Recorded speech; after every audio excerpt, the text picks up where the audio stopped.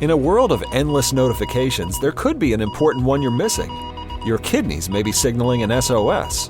With high blood pressure or type 2 diabetes, your kidneys could be warning you of early signs of damage, which may put you at higher risk for events like heart attack or stroke. But there's a simple test that can help spot a hidden signal. Ask your doctor about a urine test called UACR to help detect kidney disease and heart risk early. To learn more, visit detectthesos.com today. Coming up on this episode of DL Weekly, a strategy session with the Disneyland president sheds some light on upcoming changes for better and some worse. New collectibles are coming soon to celebrate the 70th, changes to the Disneyland app to help locate merchandise. We continue our talk with Philander and more. DL Weekly starts now. I am the podcast that flaps in the night. I am the bromide water smell that hits you right in the feels. I am DLWeekly. Hello and welcome to this episode of DL Weekly for the week of February 25th, 2026. I'm Tig Bushman. And I'm Teresa Urban. We would like to thank everyone who supports the show, but this week we would like to give a special shout out to Courtney S., Kristen M., Laura R., and Chris L. If you would like to help support the show and get ad-free versions of each episode, access to our supporter-only chat, and a bunch of other fun perks, head on over to dlweekly.net/support and become an official weekly tier. Now let's get to the news. Extra, extra, read all about it. DL Weekly reports from intrepid correspondents Tag and Teresa. You heard it here first, ladies and gents. Breaking news! The president of the Disneyland Resort, Thomas Masloum, held some strategy sessions with outlets like MiceChat about upcoming changes and what is going on around the resort. This was an opportunity to talk directly to the fan base about decisions and give a glimpse of what is coming. One of the items was the reservation system at Disneyland. It's not going anywhere for the moment as it helps the resort better manage attendance patterns and staffing. However, the 11 a.m. park hopping restriction will be going away soon. Also, Monsters, Inc., Mike and Sully to the Rescue is delaying closing until sometime next year. These, I think a lot of social media outlets jumped on all of these. Our next story we'll get to, I think, is what was probably the coolest thing that came out of this. But I mean, nobody's complaining that Monsters is staying and that park hopping is going away. I am curious, though. No, park hopping is not going away. No, sorry. Park hopping time restrictions are going away. I think you just gave a bunch of people a heart attack. Probably. Sorry. Everyone, take some calming breaths. Okay, we're back. But yeah, the thing that's crazy, though, is I don't understand what's the point of a park reservation if you could park hop instantly. You know what I mean?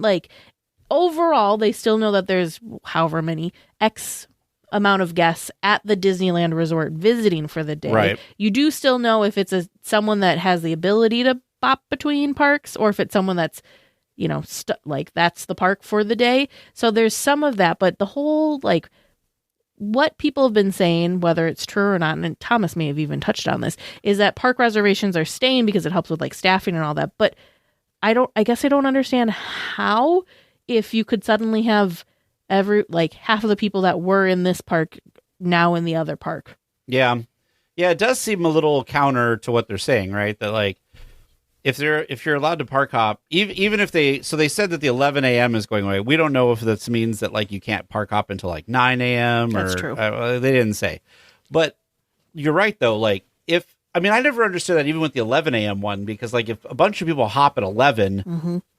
I guess you could have a shift starting at 11 over or 10:30 at Disneyland to kind of, I don't know. It seems weird to me. I think, why can't you? I guess that's a reservation. Unless it's just overall staffing, period, for the resort, not specifics of we need this many people in DCA because we're expecting this kind of a crowd, and we need this many people in Disneyland because we're, you know what I mean? It must not be that specific and more just an overarching. Yeah. Okay, yeah. It's going to, more like a pulse check of how busy it's going to be. I don't know.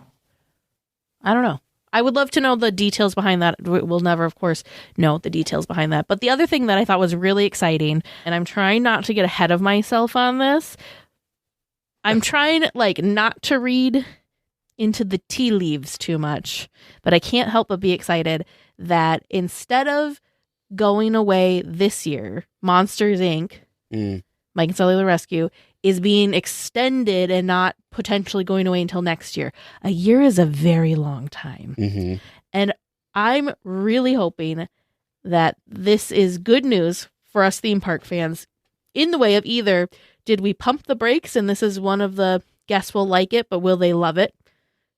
Questions.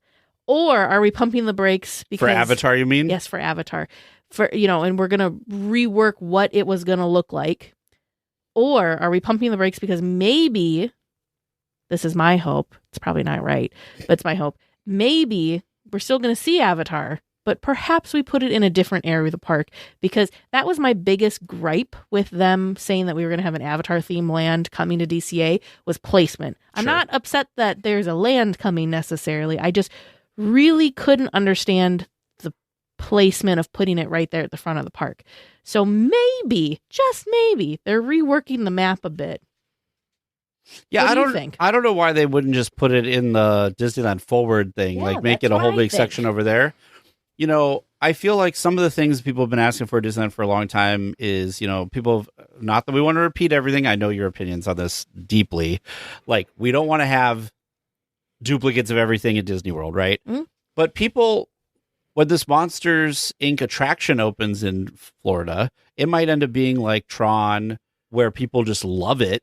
And why not put that in this space? Like, take out Monsters, Inc., like Mike and Sully to the Rescue, and put in the coaster. Do you know what I'm saying? Like Sure. what's coming to Disney World? Or people love, we'd have two Guardians things, I guess, but like people love Guardians out in Epcot. Like, you could also just put that as an extension of Avengers Campus and put a version of that in there too. Again, I know we don't want to copy things back and forth, but those seem like better ideas that people already love. That's not like this. What concerns me with the Avatar thing is they haven't expressed what it is, and they keep just referring to it as like an experience. And I'm like, what does that mean? That doesn't sound like an attraction. That sounds like it's going to be like an immersive walkthrough or something. It's given me like early Pirates vibes of like, it's going to be a walkthrough or something. We have seen concept art that they were in like a boat. That's true. So there is that, but I don't know. I'm going to pretend that I'm an Imagineer for a minute here. And if it were up to me, again, fine, keep Avatar, put it in the new space that we're going to expand to with Disneyland Forward, because then you're kind of more starting with a blank slate. And I feel like there's more creativity that can then happen, which this type of land needs and deserves. So you're not getting Tomorrowland 2.0 of, we have all these existing things that we want to shove stuff into. No, I don't want that. And then I think what would make a ton of sense, and they're making, like, I don't know, they kind of, we thought that they were getting like shoved, swept under the rug, but they're kind of making a resurgence. I want the Muppets to come back to that corner. I think the Muppets would be such a fun and great fit. PhilharMagic is wonderful. You could maybe leave that, or you could go back to Muppet Vision 3D. Did you see that's coming to the Vision Pro, Apple Vision Pro? Yes. Yeah. But then you've got, like, it could be a more, like, kid-friendly space, which DCA doesn't have quite as many family-friendly, kid-friendly type spaces. And come on, the Muppets.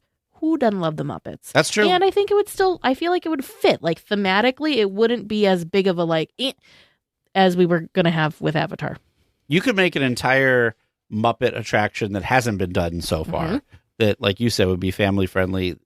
And if they wanted to, they could probably put it in the buildings that already exist there, make it a dark ride or something. Yeah.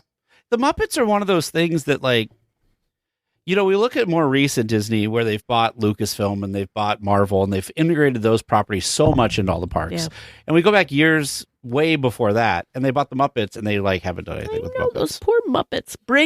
We want some Muppets. Yeah, Muppets. People love Muppets. I don't know why Disney doesn't. You could do such fun, like, crossovers with them and, like, Marvel characters, because they're going to be neighbors and, like, this could be good. This could be good. Gosh. Well, moving away from the news and the announcements, and we're going to kind of focus on the philosophy that Thomas brings to the resort next. A visit to the resort has become expensive and, at times, overly complex. His team is working on ways to simplify the experience and make visiting less expensive, especially for young families. Ride reliability is also being addressed. Maintenance windows are expanding, work is being made on supply chains, and downtime is being examined and addressed. They calculated that 1.5 million more ride experiences happened because of these changes. That's crazy. That's a lot of rides. Amazing. Now, some of that 1.5 million, which is only, I think they said in the article, like between 200 and 300,000. So not a huge part of this, not like half, is because they cut down on the holiday overlay time frame and the downtime that goes along with that.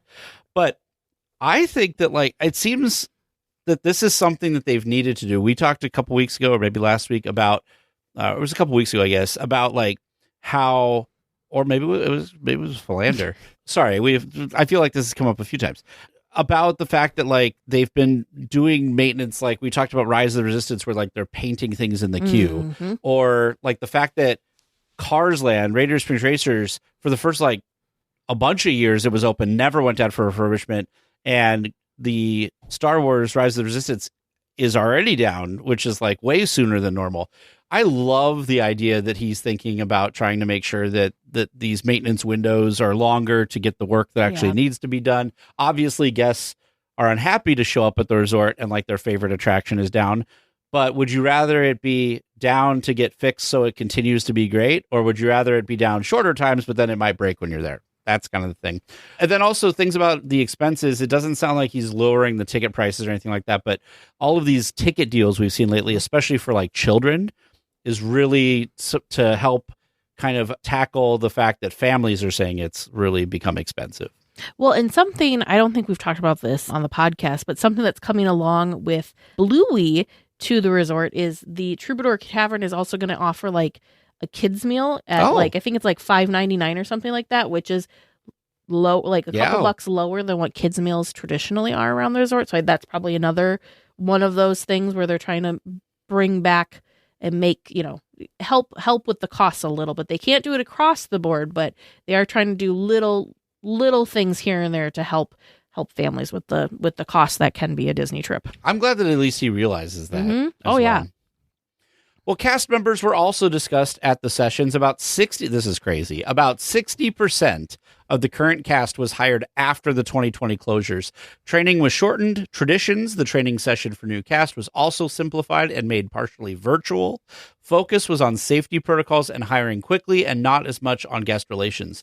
Thomas is working to correct this and expanding training again. Leadership is going through retraining, identifying issues, and clarifying expectations. This is resulting in the culture being rebuilt, but it will take time. Just to let you know, they're starting with leadership, but the plan, it sounds like, is to hit all cast to kind of be retrained. But they're starting with like, the leads and stuff, which is where it should start.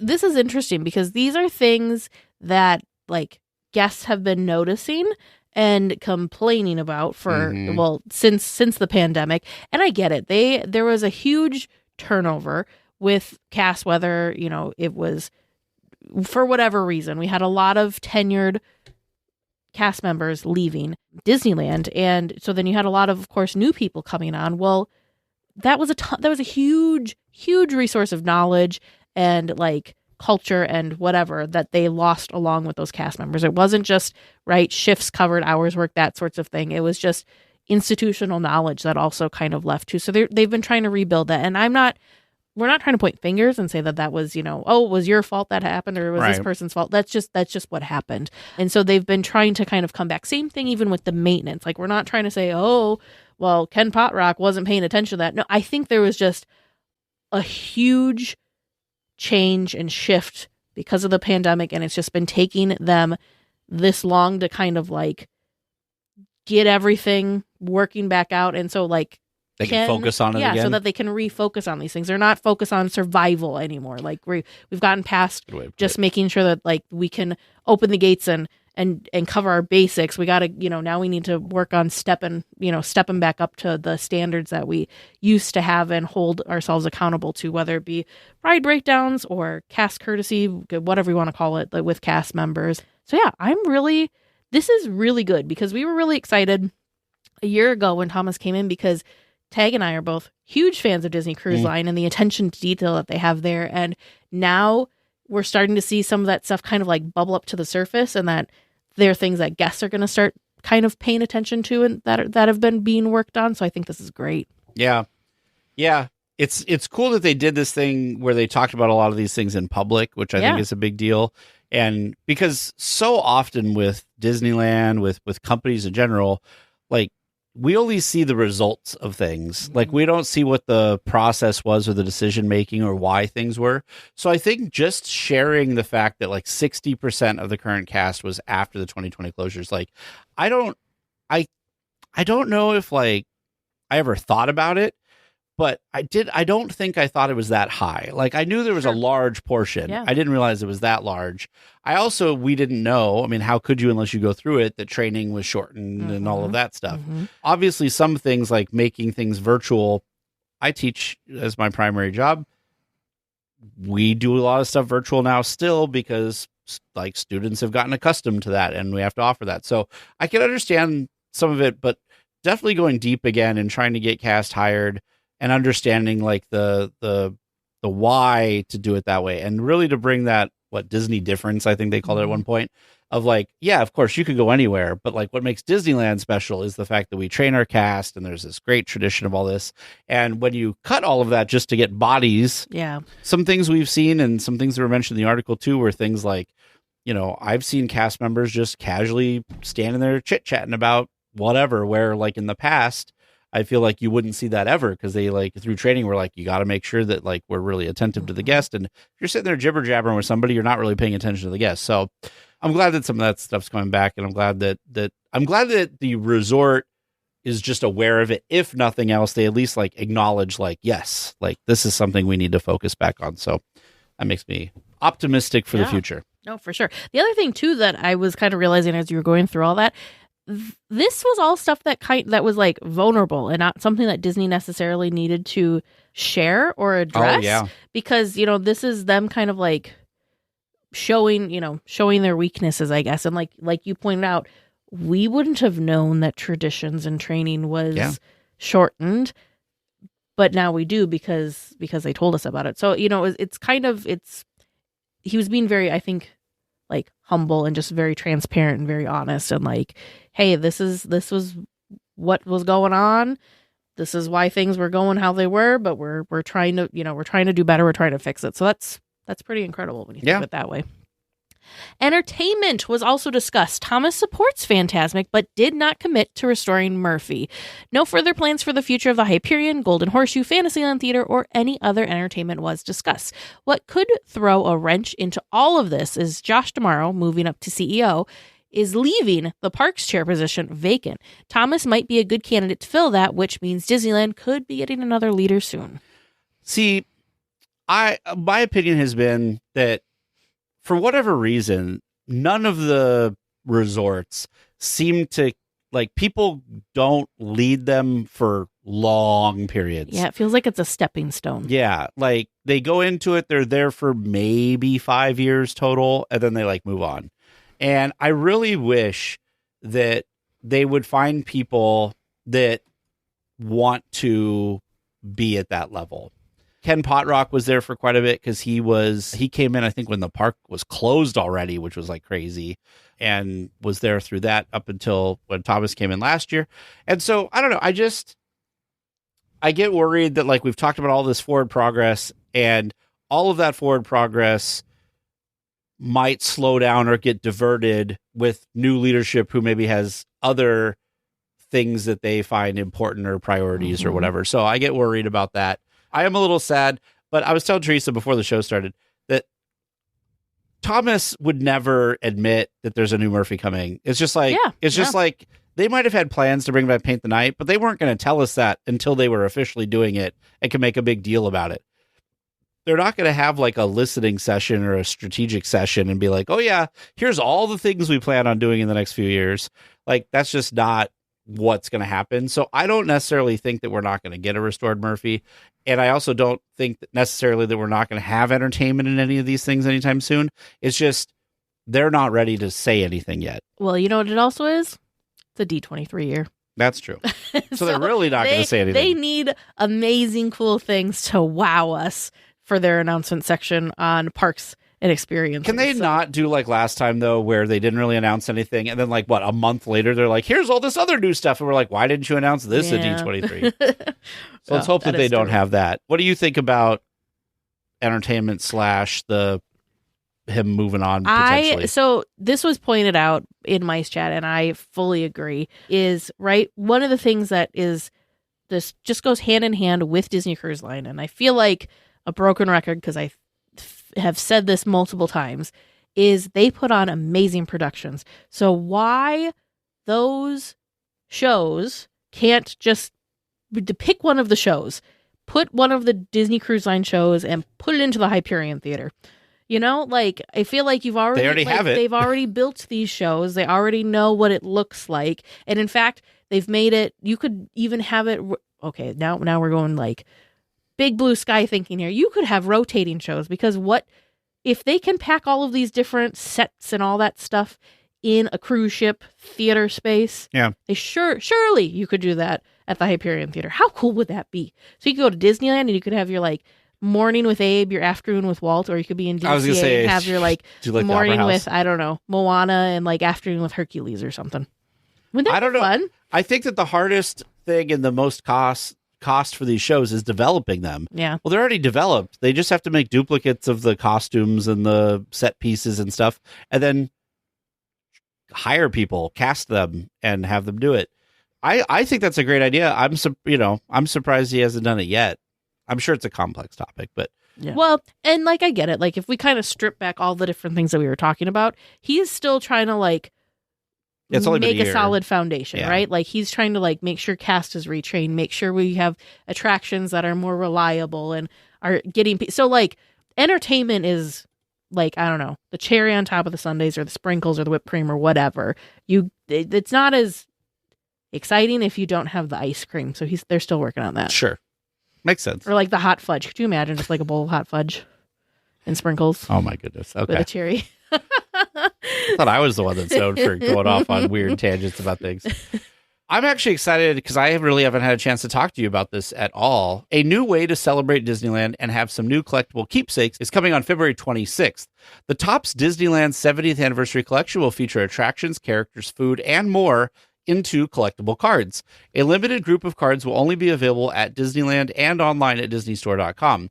There are rare relic cards that have pieces of vintage Disneyland tickets, Disney dollars, and pieces of cast member costumes and more. That's crazy. There are also talent autograph cards featuring autographs from voice talent and other well-known faces and voices of attractions. There is also a rare one-of-one card, meaning there's only one, that can be redeemed for a Disneyland prize package. What do you think about these? I feel like we haven't talked about this. Someone had shared this in our chat, and I thought it was interesting because I'd never heard about it. And now, boom, Disney Park Vlog has a whole big article on it. Shocker. This is so interesting to me. So don't think like trading card games like Lorcana or Pokemon or any of those kind of things. More like baseball cards. Exactly. Baseball cards. This is Disneyland's version of baseball cards, specifically to celebrate the 70th. It was interesting to me to like see all the different types of cards and, see that, it was this, that, and the other. But I didn't realize. Now I'm curious about the relics thing. Do you think it's actual like pieces or just has a photo of a piece of whatever the thing is? That's a great question, because I feel like the way it's described is that they're actual pieces. Yeah, that's what I'm thinking. But I'm like, but also, how does that show up in a card? I don't know. I'm even looking at what it looked like, what the Disney Parks blog has as visuals for the cards. And these ones look like they're like part of a patch. So I'm like, that's got to be a photo, right? But this Disney dollar piece looks like it could be, I don't know, almost slid into I'm very curious about the relics now. My interest is like zoned in on what these relic cards actually are. It just says in the thing, which can include pieces of vintage tickets and Disney dollars. In addition, you may spot pieces of cast member costumes. So I don't know if that by pieces, because if you look at this, that kind of looks like a window or something. Like a window. Yeah. I don't know. This will be interesting. Well, and it says be on the lookout for a chance at for a chance at Disneyland history. It's got to be. This is a real Disney dollar because this is like crooked. Yep. I think these are like physical pieces and not just like prints on cards. Yeah. I am so curious now about this. Like the talent autograph cards, I'm curious about these two. Are these real autographs? Or is it just Sure. a like copy of the autograph? I am wondering this. so curious about this. And this wasn't something that I was thinking like I was going to purchase and have in my life, but now these things I'm like, but what is it? I need to know. I'm so curious. I'm sorry. Can we please appreciate the base set? It's the red and white light bulb variation.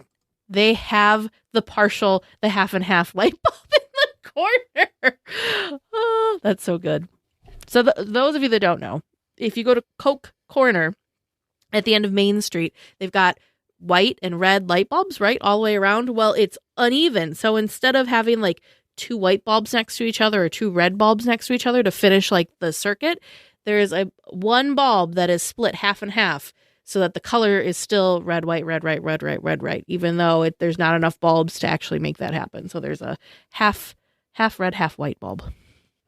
It's now like this light bulb is super famous, and it's like is perfect that we have Philander on as our guest for the next couple weeks, because I distinctly remember a post because they had to swap it out, remember? Yep. And people were freaking out that they got like, oh, Disney's not paying attention to the details anymore, because there was like a day or two that it was just a regular bulb. Because they paint it. Yeah. And he's like, oh, if only they knew that we had to do things like change the light bulb out of Walt's lamp from his apartment and like all this stuff. Because obviously, right, it's turned on and anyways, sorry, left field. Yeah, I just feel like this, I'm just looking through this stuff and reading a little bit more about it, and I'm like, I feel like there's so many things in this. Like, in my mind, I was like, oh, they're just collectible cards. They're like baseball cards. So, like, they'll just be a bunch of different things. But there's all these variations. There's stuff that has things in it. I don't know, man. It just, So how are you feeling about this? Are you thinking, like, is this something on your radar that you're interested in? I want to look at them, but I don't think I want to buy any of them. I'm so curious. If somebody out there has their packages pre-ordered, because I believe the pre-orders already launched, and you get your hands on these cards, I have so many questions. I really want to know about the autographs. I really want to know about the relics. If they are, can you confirm if it is a physical piece of whatever the relic is, or if it's just, I think it's a physical piece, but like I said, now I'm super curious about the autograph cards. Did Brett Iwan like sign 100 cards and they're now sporadic, or 1,000 cards or something? They're just splattered out until however many different packs, and that many people get, you know what I mean? Like, so many questions.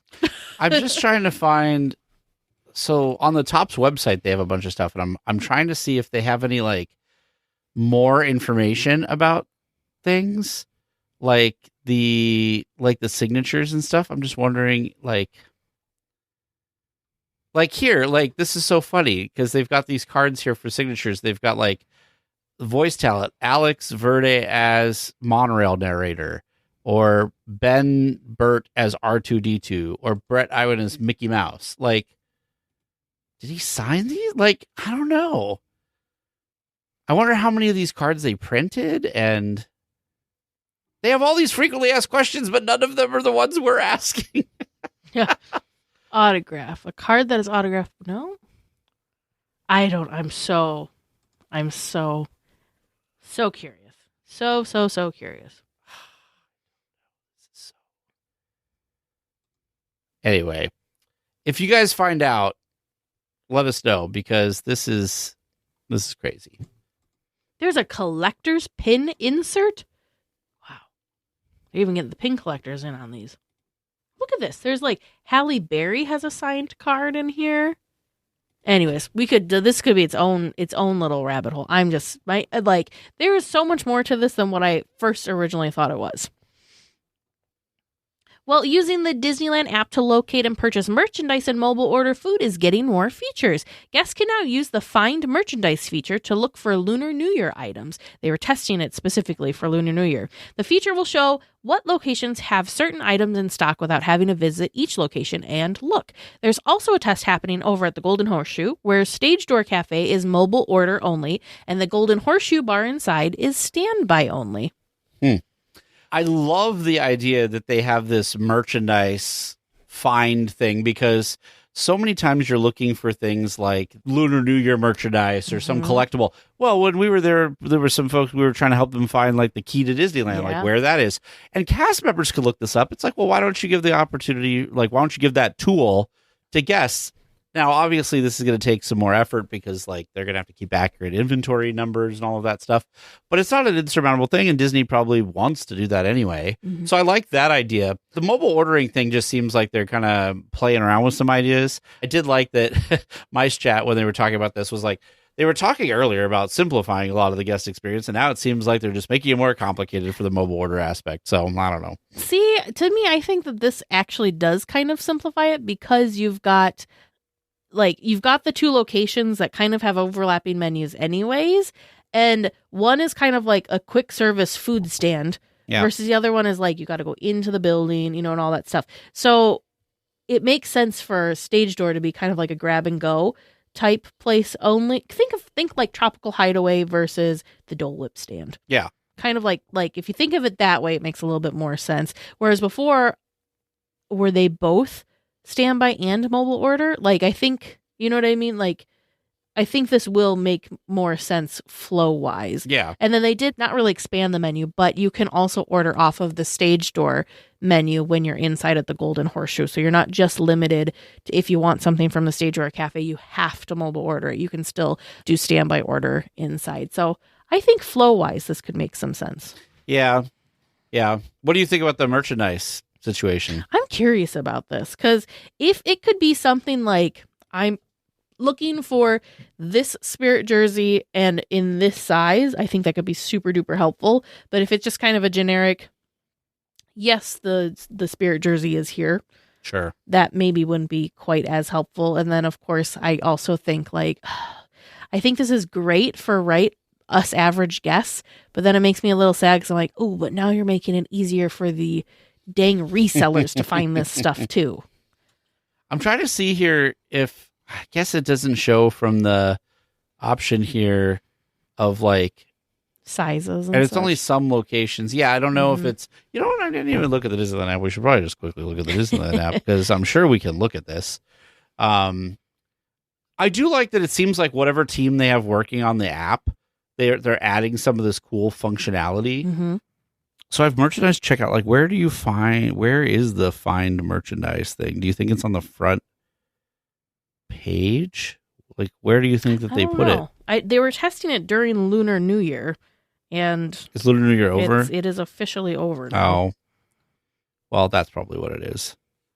Yeah, I don't see it anywhere. So they probably did take it out. The thing is probably ended, but yeah, I like the idea of it a lot, and I think you're right though. I think you'd have to be able, because it's not very helpful if you're like, yeah, like there's this hoodie that I want, but then you get there and they're all like extra small, and you're like, well, I'm thinking when we were trying to find, speaking of hoodies, we were trying to find the Star Tours hoodie for you. We kept we could see that, or we were told it was in stock places, but then when we went to the place, they didn't have the correct size. Right. Which it was like halfway helpful to know that it was there, but yeah, not fully what we needed.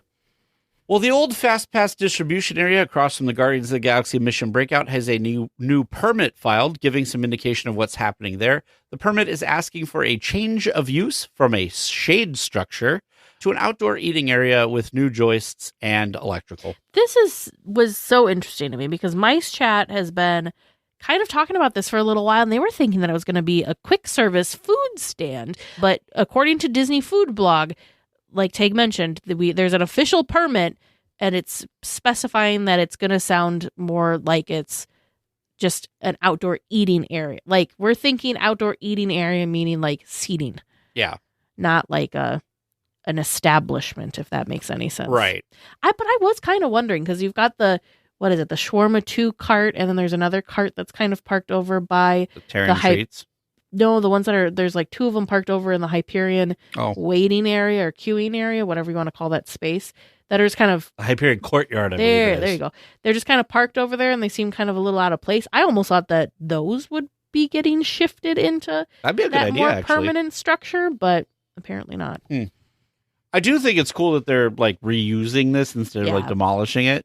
But you know what Disney should do? They need more shade structures other places. But at least this is a shaded structure, so hopefully they add some more. I do think it's nice because I think it had kind of just become a catch-all. Like people would park in like their strollers or whatever over in that space, or like people would just be kind of lingering over there while they were waiting for their family maybe to ride Guardians of the Galaxy, Mission Breakout, or whatever. So I think it's nice that we're gonna like make it a more like this is what you use the structure for, and make it more comfortable for the guests to use it instead of just kind of this open no man's land space. Yeah. Look at him, eating whatever he wants, never gaining a pound. While I'm stuck with the boring special and can't lose an ounce. How's your lunch, man? Amazing. Yours? So good. Oh, I'm so happy for you. Cool, buddy. Weight loss isn't fair, but Mochi Health is. The affordable GLP-1 source that can fix your frustration with food. So, same time next week? No! Definitely. And your friends. Learn more at joinmochi.com. Mochi members have access to licensed physicians and nutritionists. Results may vary. I am Groot. What do you mean you're hungry? Kraglin needs those pots for the rehydrator. We don't have time for snacks. I am Groot. Were you talking to Tag and Teresa again? How'd they even get a hold of you? I am Groot. Fine. One snack. That's it. I am Groot. No, I haven't seen any churros. You gotta talk to Vern. And stop smiling. Well, this week for Snack Chat, we have a foodie guide. The Disney California Adventure Food and Wine Festival foodie guide is officially out. It actually dropped today. We were very excited that it happened before we recorded the podcast because we don't always have this luck. To say your dreams came true, Teresa, because it came out and you were like, yes. I had put it, like, penciled it in for Snack Chat because I'm like, it's got to happen, right? It's going to happen. It's going to happen. Well, it did. It did happen. So we're going to cover some of the new stuff that's coming along this time with all of it. So some things before we get into the actual food things. There is some bookable experiences like normal. So they have a beverage education seminar at Sonoma Terrace that you need reservations for. Yes, you can book those. And then every Saturday and Sunday from March 7th through April 26th, you can join expert winemakers or Disney mixologists to go through 30 to 40 minutes of tasting experiences. So they've got a bunch of different things there that you can do. So visit the link in the show notes. It's to a Disney Parks blog article that has all this information as well. Mm-hmm. Well, moving on to the festival marketplaces. Again, we're going to just try and highlight the new items because, of course, there's a lot of delicious and refreshing and returning items as well. But at California Craft Brews, which is going to be located in the Performance Corridor, so kind of like the parade route, if you will, there is a chicharron nachos. It's like a cup, a chicharron nachos cup, which comes with, of course, chicharron, chorizo, cheese sauce, tomatoes, and salsa verde. That is interesting. Isn't it? Like looking at the cup. It's literally like a cup. I don't know how I feel about the cup makes it look like it might be more difficult to eat. Right? Because nachos to me are better if they're like, more horizontal, if that makes sense. Sure. And like a thin horizontal layer. But yeah, chicharron nachos. Over at LA Style, also located in the Performance Corridor, we have the Carbonara Pizzetta, which is white sauce, Newski's, applewood smoked bacon, and black pepper drizzle. This looks pretty good. Delicious. I'm curious what the size is on it, though. It doesn't look... I mean, they're all tasting sizes, right? So this is probably like, I don't know, 4 or 5 inches wide. Think like a Lunchable, but slightly bigger. That's a great way to describe that, because I just had one of those. One thing we didn't put on there is I feel like you have to talk about this. Heck yes, I do. You can also find the Cherry Cola Cold Brew over there, which is, again, new, but it's made with Joffrey's Coffee 70th Anniversary Blend, oat milk, and vanilla cream and cherry syrups topped with a cherry cola cold foam and a maraschino cherry. I wish that I was going to be at the festival just to experience this, because this could either be amazing or terrible. Because you're adding I like soda cold with the brew. coffee. Yeah. I like cold brew.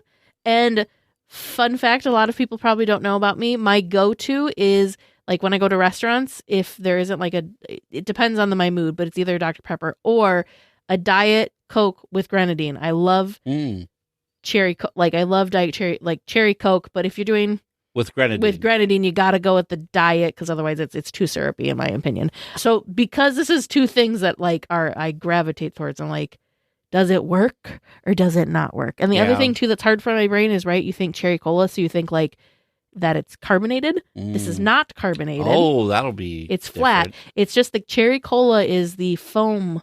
Oh, okay. So it's like a cherry, maybe like a cherry you vanilla. You have made me go back and forth when you're describing this a bazillion times. I'm like, oh, that sounds like it could be. Oh, yes, no. That's Oh, wait. That's why I no. want to try it, because where does it land? Does it work or does it not work? You know?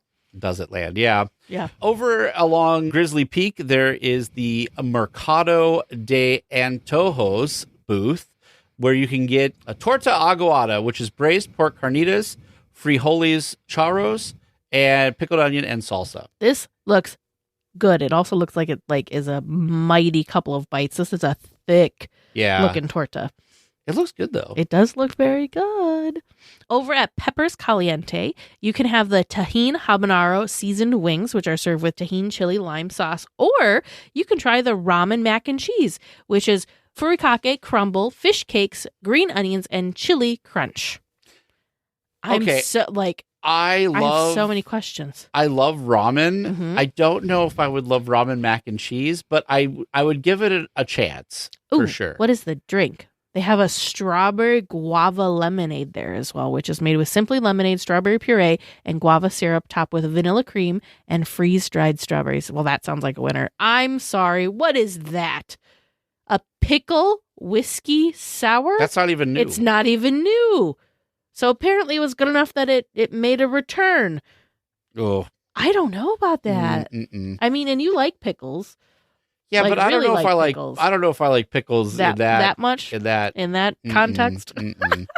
All right, throughout the park, so dining locations that are not booths, there is also a ton of new stuff. So let's start with Clarabelle's hand scooped ice cream on Buena Vista Street. They have a frozen banoffee banana, which is a milk chocolate dipped frozen banana with toffee pieces, caramel sauce, and white chocolate drizzle. Didn't we have a banoffee? Oh, it was a banoffee pie is what it was. Banoffee pie, yes. There was a banoffee pie last year? Yeah, that was last year. There's banana coffee, right? Banoffee's banana We're and going to coffee. see toffee with a Toffee. T. Yep, banana and toffee with a T. We're going to see, banana is a theme, and I'm thinking it's because the Savannah bananas are coming back this year. So we're going to have some fun banana treats to overlap with Savannah Banana Day is me looking into my Madame Leota crystal ball. But over at Award Wieners, which of course you can find in Hollywoodland, there's the Chile Relleno torta, which is a chile relleno, refried beans, salsa roja, lettuce, cotija cheese, sour cream, and guacamole on toasted tolera bread served with fries. This looks pretty good. Looks delightful. And it is not for our plant-based friends, but I do believe I did not see anything. I think this is for our meat-free friends, our vegetarian friends. I would be all over this. This sounds delightful. The chili relleno? Yes. It doesn't say. The only thing that's questionable is, well, usually it's vegan. If they only do like a plant-based. So the only thing that might be questionable is the refried beans, because sometimes there's animal product in. Okay. Or well, yeah. So this seems fascinating. At Hollywood Lounge and Studio Catering Company, also in Hollywoodland, there's the chicken and waffle mole taco, which is a waffle taco shell filled with chicken in spicy mole sauce, white rice, pepitas, and sesame seeds. I just like how it looks. I love the idea of this waffle taco shell. Yeah, no, that's what is like intriguing to me too, is the waffle taco shell. I bet you it's delicious too. Well, over at Schmoozies, they have become like known for their new Mickey-shaped waffles that are stuffed, and they have fun seasonal variety as well. Have no fear, there's a new one. There's a banana hazelnut Mickey-shaped waffle. So it's Mickey-shaped waffles with a chocolate hazelnut filling topped with banana whipped topping and powdered sugar. That sounds really good. Delightful. This does sound very good. Over at Pim Test Kitchen and Avengers Campus, there's the spinach and artichoke grilled cheese. Oh, this sounds very good. Spinach and artichoke grilled cheese, which is spinach and artichoke on Parmesan crusted sourdough served with potato bites. I love spinach and artichoke like dip. Oh. It's like you can walk with this. You can like carry your spinach and artichoke dip with you. Look at the crust, that Parmesan crust. Yeah. Yeah. Are you a spinach and artichoke person? Yes. Yeah. This one is kind of like I can't decide if it would be delicious or if it would maybe be too rich. You know what I mean? Mm-hmm.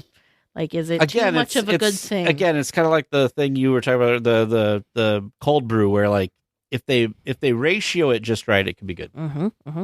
Over at Terran Treats, there is the Pandan Latte Churro, which is coffee sugar, Pandan whipped cream, and toasted coconut shavings.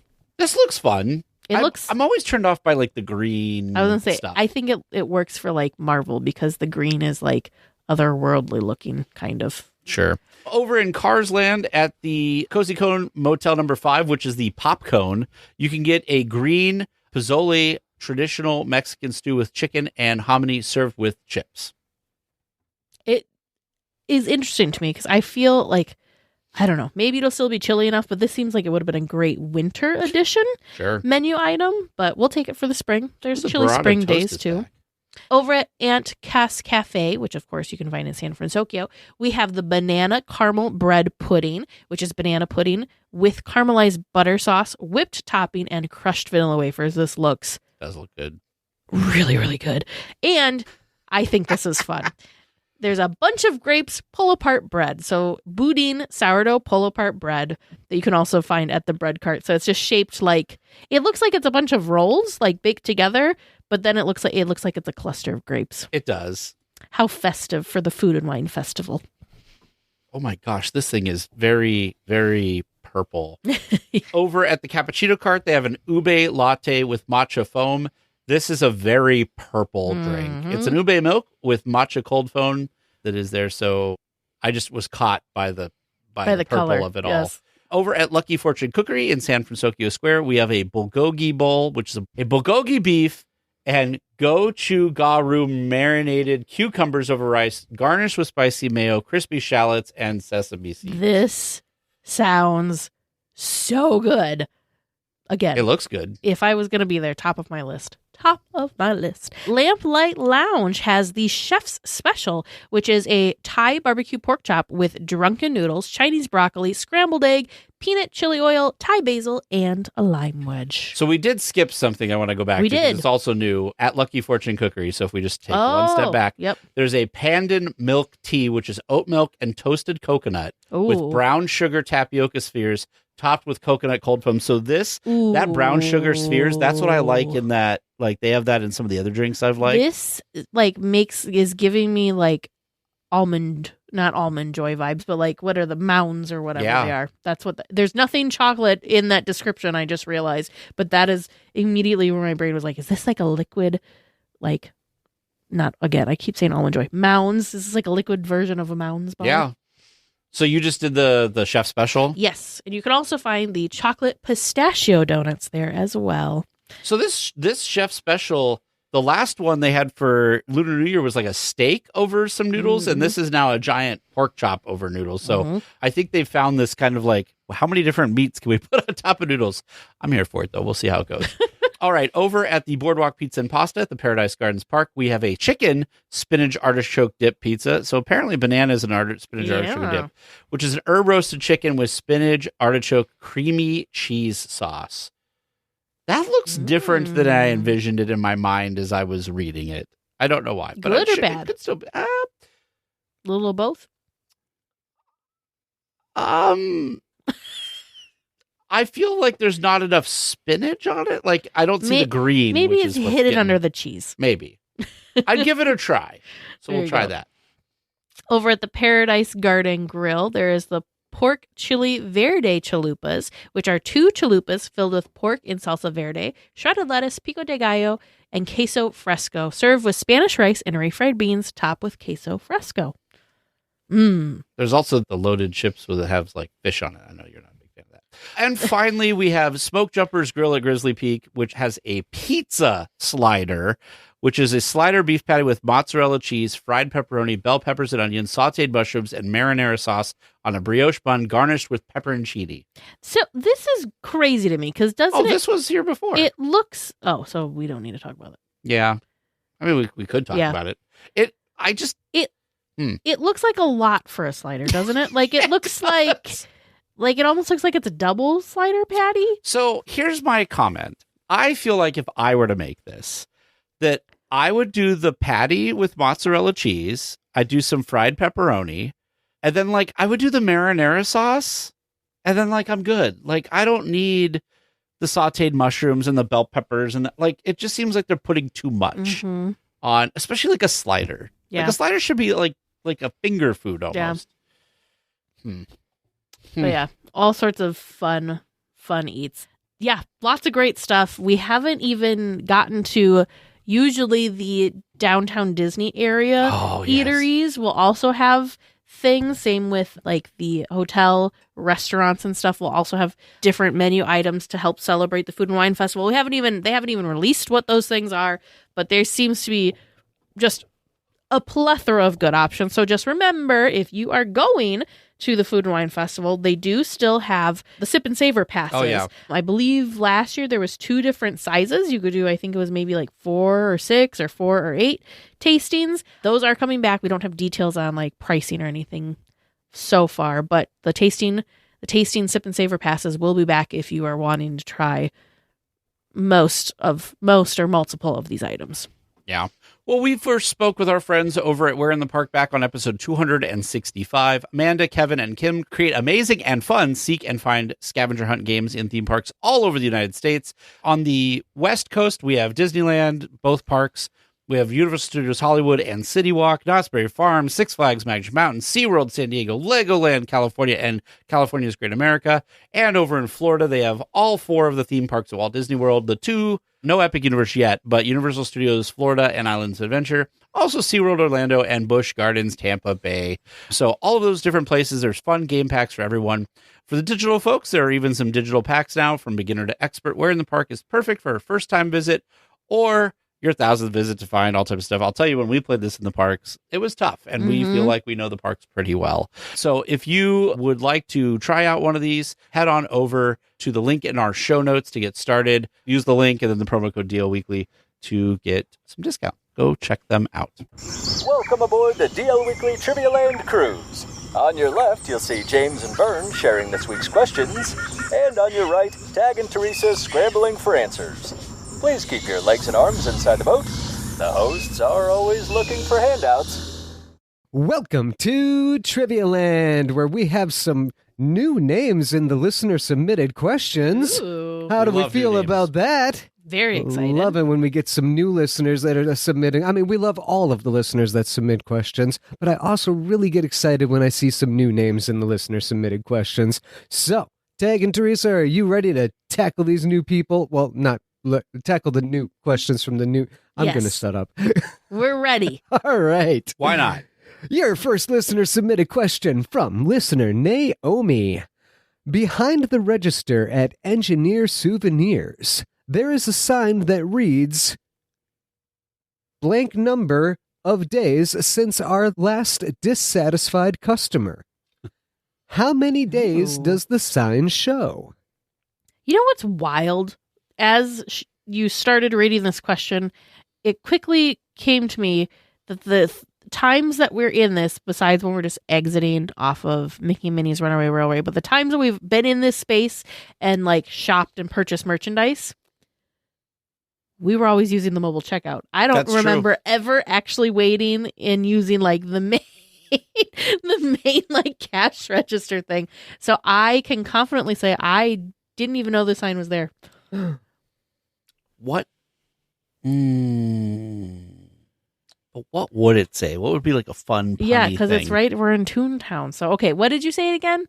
What's the sign again? It's something about blank days since our last dissatisfied customer. Blank days since the last dissatisfied. And I'll give you the hint that you are looking for a number. Okay. And keep in mind, you're in Toontown, so it's going to be a goofy number. It's not like 27 or Right. 520 or... Get outlandish. I'm going to go with something crazy. I'm just going to go with 1313 for like Mickey Mouse, MM. 13th letter of the alphabet. But I'm also thinking Vern is thinking like some crazy thing like 30 million, like some weird way of saying a number that's not really like a real word or something, or like a negative number or some ridiculous thing like that. Yeah, I feel specifically say outlandish. It's Toontown, so I mean, anything goes. A I don't know. zippity-doo-dah number. Well, he said a number, so. I gave you the hints. Get outlandish, and it's a number. Yeah. Like an actual, I'm still not having a real number. understanding. My 8th grade algebra teacher would be so proud of me that I recognize that this is a real number. Oh man, is it like the square root of some weird something No, like I said that? it's just a real number. It's not. It's no imaginaries. No. It's just. Maybe it's like pi, like 3.1415. Yeah. Pi days since our last dissatisfied customer. Yeah. I don't know. I'm gonna say when did Toontown open? 1990, 90s, 80s? It was 90s. I think it was 92. I'm gonna say that. That was a good time because that's also Fantasmic opened in 92. So what a There we year. go. All right. Yep. Teresa's saying 92. I'm saying 1313. All right. I don't think I think we failed yeah, the I think we mission. did too. but- 1313 and 92. Locking in the 1992. final answers. 1992. 1992. All right. It was 1928. I think we failed the assignment. Your second listener submitted question from listeners Paul and Chris. Staying in Toontown, there is a window dedicated to Jiminy Cricket. What is listed under his name as his job? Oh, dang it. I remember seeing this. It's something like... Don't feel bad. I had to Google it. Yeah, it's something about like... I knew I had seen Something it. with your conscience, right? Yeah, it's something about like... Yeah, it's something to do with like him being like your official conscience, but I can't remember what it is. Okay, well, you want to hear how dumb my brain is twisted Sure. around? So he said Jiminy Cricket, and my brain, for some reason, I'm going to get judged so hard for this. For some reason, my brain went Kermit the Frog. Oh, What? okay. I don't know why Because when we you were said talking about Jiminy the Muppets Cricket, earlier. my first thought was, well, Jiminy Cricket is Kermit the Frog. Nope. All I could say is something like, Can you read the, okay, what are we trying to, I'm sorry, Vern. What were we trying to answer with Jiminy Cricket? In Toontown, Jiminy Cricket has a window similar to like the windows on Main Street. Okay. For major Imagineers, whatnot. And Jiminy Cricket's window has a job listed for Jiminy Cricket. What is said job? What's his like? He gets like a like badge. official conscience or something. This is Give you a hint. It doesn't actually have anything to do with that. Oh. It's got to be something that's like a trustworthy, honesty type job, like where that's really important type job. I have no idea. He took like the only little thing I had. He's like, it has nothing to do with that. I'm like, well, now I have no idea. Stumped. I'm going with stumped. Yeah, these new people know how to stump They us. That's are. for sure. We need to spend more time in Toontown is what this is telling They've us. heard me say too many times, do you have that great question that's Yeah. going to really stump them next time? Yeah. Yeah, they've listened They to took your it to call. heart. Yes. Yeah. So we're going with stump. Yeah. Stumped. You took the little bit that I would have worked off of and said that wasn't it. All right, so stumped. Final answer. Mm-hmm. Your third question from listener Michael. In Pinocchio's Daring Journey, what carnival game are Honest John and Gideon playing? Billiards? No, what do you call that? It's the that's the one. strong man thing where you like hit the bell. You hit the thing that then makes the little thing go up to hit the what is that called? Probably like Test your strength or test your something like strength or that? the strongman thing. Yeah, there's something along that. Yeah. Do you know what we're saying? I know what you're saying, but it has a name. Yeah, well. I'm calling it test your strength. I don't know what. I think the I've thing's only done actually one of those called. like once in my whole life. Have you ever done one of those? Maybe. Do you know the trick to them? You have to hit him like in a certain spot, right? No. No. No, Okay, there's never mind. If you watch closely, the carny is usually leaning against one of the wires that holds it up, like the tension wires that keep it straight up and down. Mm-hmm. But there's usually 3 or 4 wires that are holding it upright. One of them isn't actually attached to holding it upright. It's attached to the torsion bar on the back that allows the bell to act, or the thing that strikes the bell allows it to go all the way up or not. And so if the carny is leaning against that wire, it controls if he'll allow it to ring or not. Gotcha. And so if he likes you and or if he's been suckering you long enough and gotten enough money out of you, then he'll allow it to or not. Well, you've totally ruined a carny's day today for telling everybody that. They've suckered me out of enough money. I owe it to them. That's how I learned it. Yeah, I'm just going to say All right, the test your strength thing. All right, so you're saying it's that? All righty. Yeah. Hey, at least we'll learn the name of it. Yeah. Test strength thing. Test and your fourth strength. and final question from listener Jim H. Station to station, how many left turns and right turns are in Space Mountain? Oh, my Lanta. Did somebody ride this and count? Is that what happened? Stumped. How many right and left turns? How many left turns and how many right turns? Space Mountain. From when you get on to when you get off. I'll say I'm just going to guess some numbers here. I'm going to say 9 left turns and 12 right turns. I was going to say, I feel like there's more right turns. That's all I got. Well, because when you get to the top, because when you leave, are you going from the beginning? Yeah, because that's a right, it's a and then right, a right, and then a right. Yeah. And then you go up the thing, and then it's a left. Mm-hmm. And then when you launch off the thing, it's a left. And then is it another left, or is that a right? I remember. See, I didn't even, those numbers I gave, wasn't even thinking about the load, unload, the beginning part. I didn't write the numbers down, so if you want to redo. No, 9 and 12, I think is what I said. Let's just do 9 and 12. That'll be fine. 9 left, 12 right. Something like that. I don't know. I guess if we're going to throw numbers out. Tossing out numbers. You gonna hop in that? No. Just going to pick different numbers, I think. Yeah. Oh. After you were saying those, I'm like, that sounds low, because I feel like you're always turning. Like, there's lots of turns, because you kind of just go back and forth. Well, then put something. I know. The fact that somebody was committed enough to, I'm going to go, count this. 12 and 20. That's my random. 12 and 20, okay. Yeah. So that's 12 left and 20 Yeah. right? All righty. I'm actually interested to know the truth on this one. Because it's not like it's a million turns in there. Well, yeah. All right. Well, listeners, how do you think they did? How did you do listening at home? If you stick around until after the discussion, we can all find out together. Well, this week for our discussion topic, we continue our conversation with Philander. You mentioned something, and I kind of want to touch on it real quick. Is you said, go enjoy the dining or whatever. I found that the restaurants, some of the restaurants there, were very highly themed. And they gave me the same level, if anybody is familiar with, in Disney World, where you go eat in the Beast Castle. Why am I forgetting? Oh, Be Our Guest. Be Our Guest. Yeah. It, the DOS Steakhouse that was in the Monsters area gave me that vibe where it was, themed really well. It was dark. They had all types of cool things going on.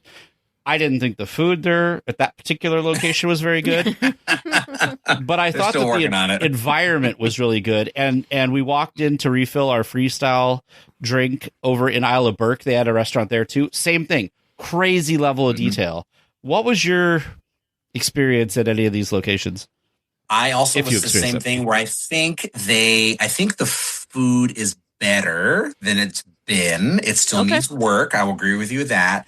But the food that I was good to okay. I know Universal has not been known for their food, and they've been working to raise their game on that. Really, they've gotten a lot better with it being more Instagrammable, because it definitely all looks like it matches the area that you're in. So I give them kudos for that. Tasting wise, subjectively, it's still not there, but I'm appreciative that they are at least attempting, even if it's only goes as far as theming. It's great to take pictures of, but I love a good immersive environment. If you're going to really lean into these lands, you have to have story with them. And I like that these as these lands become more detailed, we're getting into spaces like that, whether it be like, which I think still is the gold standard, Satuli Canteen. At Animal Kingdom is fantastic in Avatar. But places like either Pimp's Test Kitchen or Docking Bay 7, where sometimes where the environment matches the element, because the biggest thing about these lands now is people don't want to just do the ride anymore. We live in a different theme park space where, you could release a ride like Big Thunder Mountain and that be it. But now the audiences just are demanding more. Like, you want to live in these worlds, eat in these worlds, shop in these worlds. I want to buy a wand or a lightsaber. I want to get my face painted like Frankenstein. Like, I'm trying to lean into, so for the restaurants, you got to do that the same. So it was also really great to see that the theming continued into those spaces. They didn't necessarily skimp out on that, creating an environment that looks really, really special and ensuring that the story carries into the dining as well. So you are eating within that. So whether the food looks a certain way or the environment is just as spooky, it's like, oh, it's also creepy in here, as in Das Steakhouse as it is on the outside, or fun little things like that. So I'm always very appreciative of the Imagineers that don't get necessarily, or Universal Creative, that their job is to make the restaurant, which is not super as much fun, you can imagine, as making an attraction maybe, but that they work with the art directors to make sure that same level of detail extends into those spaces. So I really enjoyed all the spots that I ate at, even the ones that were a little odd, like the Celestial Park ones, were different. I ate in that Blue Dragon restaurant, which I have zero. I'm sure they created some fun story about why there was a blue dragon. I don't know what it was, and I could not tell on a surface level, like we talked about skimmers, swimmers, and deep divers, but the food in there was great. That was the one I wanted to make sure I ate in one of their table service restaurants, so that it wasn't just a quick service type thing. Sure. And I really enjoyed it. It was like a Asian inspired menu, and it was fantastic, and they had fun theming on the inside as well. But I'm happy that Universal has stepped it up with the food. They also had the Pizza Moon restaurant, which also very light theming, connected to, Celestial Park, or because I had heard there's a very elaborate backstory for Celestial Park, but it's not really anywhere, at least not for the skimmers. I can tell you that. But it's nice that every space was themed, and themed pretty well. If I can say one thing about Epic Universe, is that the money was in the details, and I'm happy they did not skimp on the restaurants. So I think we've now traversed almost all of the park, but we've left the Wizarding World for last. So let's talk Wizarding World. And I also kind of want to talk about your thoughts on entertainment, which I know one of the big shows is in the Wizarding World, as well as the Isle of Berk. So I'll let you decide which one we start with. I think I'm going to do Wizarding World first. Okay. And the reason I want to talk about this, because this one was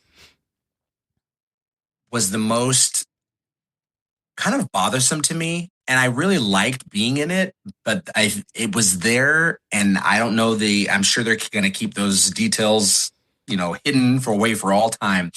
But there's definitely an idea that they started this land with the idea of making it after Fantastic Beasts. And then due to declining box office, and this is just my opinion, they decided to pull out of that real quickly, because the entire land is based off of those films. That they even went as far as making the show, which is a fantastic show, have Newt Scamander in it. And it's the only appearance he makes in the entire land, despite the fact that it is in Paris, which none of the three original kids were alive for this part of the films anyway. Right, yeah. So the land feels like they got cold feet and flipped script last minute, or close to last minute, as opposed to just going all in, which I wish they would have done, to be honest with you, because at a certain point that you have those deep divers for Harry Potter, they're coming regardless. They could care less. Like, they are going to show up because there's a place for them to move a wand and make something happen. They're locked in. But even the skimmers that have no idea, like, it doesn't matter. Like, you could have just, tell them this is a wizarding world that's in Paris. They don't know the names of those three kids anyway. They're just coming to see a very detailed land, get entertained, ride a fantastic attraction, and then they're out of there. So I lament the fact that they did not go all in on it, and they chose to kind of get cold feet last minute, because the attraction, and all of the technical wizardry that's in it is so confusing. Like they're like, well, you got to go through back in time and you got to go here. And I was like, oh my gosh, this is a lot of heavy lifting for people, to where this wizarding world is in the past. But then I go through the flu powder, but it's also a time turner at the same time. And that takes me through time and through space to the Ministry of Magic, where, the Umbridge is on trial. It was so convoluted, so convoluted. And I'm sure while the fandom, they would not have cared either or, and they still enjoy the land for what it is, I wish they had just stuck to their guns, because they even have the merchandise that has, like, the t-shirts have, it's like a split in half that has Ron, Hermione, and Harry, and then Newt Scamander's on the other side, but you don't see him anywhere in the land at all, except for in that show, which is like, why even include him on the shirt at all to begin with? And again, for the people who don't know, if he introduced himself in this show as Newt Scamander, the skimmers are just like, all right, like, I saw a cool magic show and that was enough for me. I don't particularly care who that guy is. Like, I was entertained regardless of knowing the characters or the backstory, because the show does a good job of setting up all that. But that just, the land has such a odd, like, struggle with trying to figure out what it wants to be, which is a shame, because it's stunning. Like, they literally recreated Paris there. Like, it is a beautiful space. The details are immense. It is a true land that almost reaches out and hugs you. Like, I kind of say, like, the Avatar does that in Galaxy's Edge, where you're in a space where you're completely surrounded by this land. Like, you cannot see outside of it at all. Like, it's amazing. And I just am so bothered that they could not just go all in and just commit to it. People are coming to Epic Universe as a whole. The Potter fans are coming. Like, so it wouldn't have mattered, I think, in the end, if it was Harry Potter or Newt Scamander or not. Like, the fans are coming. They're going to ride this ride because you made it a very elaborate experience, and it's touted as one of the best. So just lean into it, like, go all in, and you could say the same thing. Galaxy's Edge is going through a lot right now as some adjustments are being made, and whether or not you want to make adjustments or changes. But the fact that they had this from the beginning, and they could have leaned all the way into one side or the other, that was the challenge for me. So I wanted to love it more. I really did. Same thing with the attraction. I thought the queue was better than the attraction itself.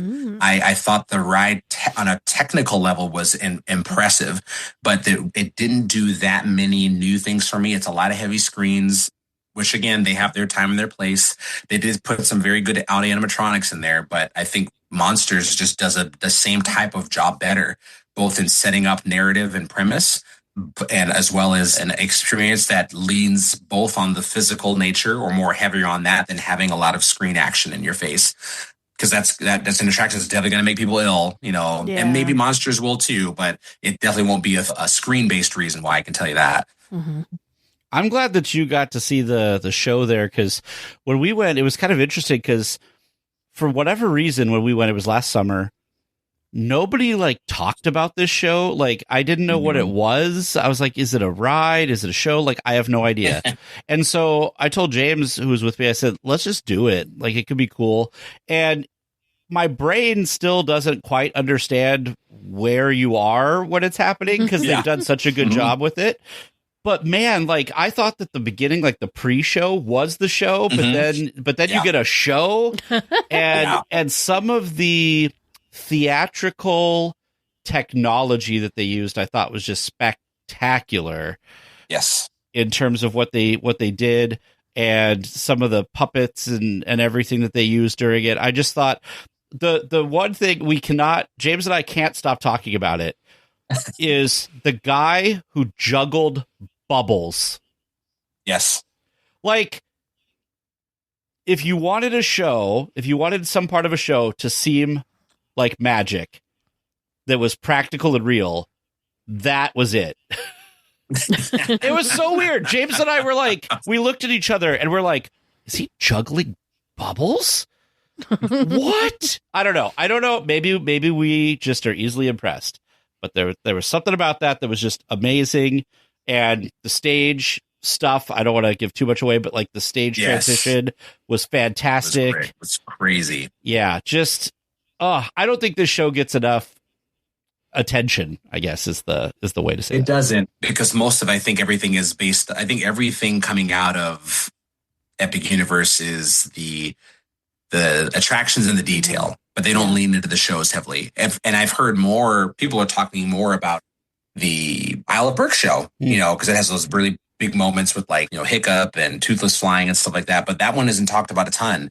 I wanted to make sure I saw them because, having a brand new theme park and they leaned into entertainment, which was nice. Mm-hmm. Whether or not, it stays, because I know I already saw, because it does happen to those budgets, those celestial park characters are already gone. I never even saw them. And I went in June and it opened in May. So they were already out of there. So, and I get it. Like if you have a budget and you're going to, you can't have How to Train Your Dragon's characters not there. You can't have Franken's Night not there. So we're going to cut these ones that nobody knows because we need Mario there. We need Donkey Kong and Peach and Luigi. So I was not shocked to see that happen. But those shows are fantastic because they're just enough for the people who are either big fans or not. They're not long enough, and they're also easy enough to follow, which is fantastic. I think both are maybe about 20 minutes long, which is excellent because you get that nice break from whether either the crazy Florida rain or the crazy Florida heat, or even most recently, hilariously, the crazy Florida cold. That's true. You're going to get a break from whatever insanity the elements are giving you. But also, it doesn't feel like, oh, I'm mad that I went and saw this. I'm happy that everyone that came out of them was very, very impressed by them. And I wish they got a bit more love, because I think some people, you have the people who are like the ride crushers and the vibe chasers that go to theme parks, and the ride crushers, they don't want to do any shows. To them, they're like, oh, that's ride time, Yeah. And the vibe chasers, they're like, oh my gosh, let me see this show. I'm going to sit in the back and enjoy this. I'm going to look at the details and sink it in. So it feels like a nice addition, and more of that is always fantastic. I know as we get into future theme parks and lands coming up, where oftentimes entertainment is the first thing to go, it's nice to see a park lean into these two experiences from the get-go. And I hope that they don't get too bogged down or shows get cut, because they both really are special in their own ways. And I'm excited for any future portals that Universal has, and then what Disney also can learn from these things, because they will just as soon I'm sure have watched them as well as Universal and Disney often go back and forth between the parks, and they actually hilariously talk to each other a lot more than I think people realize. A lot more. So it's a friendly competition, is what you're saying. It's a friendly competition. Yeah, they're always, I've seen Universal Creative walking through Galaxy's Edge with Scott Trowbridge, who created that land. I've seen the vice versa of that. Josh D'Amaro's walked through Epic Universe. And they're walking with the president. Like, they talk all the time. People just love drama. Oh my God, who's the best one? This one's better than this one. Like, it's all just themed entertainment. Yeah. No, but it's good though, because then it's, if you were just the giant, then what are you going to do? Just keep outdoing yourself? That kind of gets, I don't know, not as exciting. Boring. Yeah. And it gets boring. So I think it's good to have, two, we'll just say two, because we're talking about Disney and Universal. So it's good to have two. And the fact that it's like friendly and that they're kind of like going into each other's spaces, and obviously not trying to like hide that they're in each other's spaces, and they're appreciating each other's spaces and learning from that, is just going to do better things for all of us theme park lovers, because that means that they're just going to keep raising the bar, and that bar is probably going to get raised higher and faster because they're kind of working at it together.